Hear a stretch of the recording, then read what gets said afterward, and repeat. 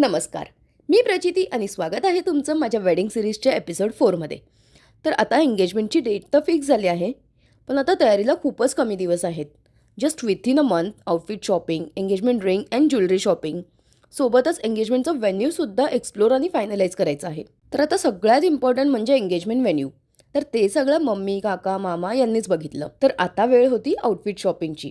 Actually वेळ खूप कमी असल्यामुळे आम्ही मोस्टली शॉपिंग ठाण्यातच केली. सो माझी एंगेजमेंटची हिरवी साडी जी मला पाहता क्षणी खूप आवडली होती, ती आम्ही बाय केली होती कलानिधीमधून.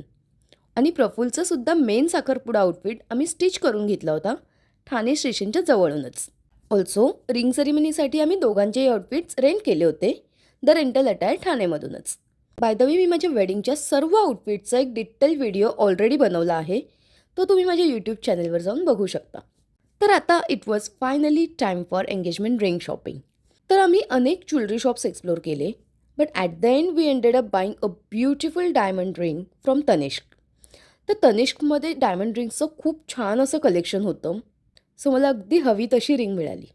ॲट लास्ट फुटवेअर आणि काही ज्वेलरी आम्ही लिटरली साखरपुड्याचे 2 दिवस आधी बाय केले होते. खूप कमी वेळामध्ये सगळं काही मॅनेज करणं थोडं हेक्टिकच होतं, बट ॲट द एंड सगळं काही मनासारखं झालं, याचं सॅटिस्फॅक्शन खूप जास्त होतं. तर आता नेक्स्ट एपिसोडमध्ये आपण पाहणार आहोत साखरपुड्याची बाकीची तयारी. So stay tuned. Until then, bye.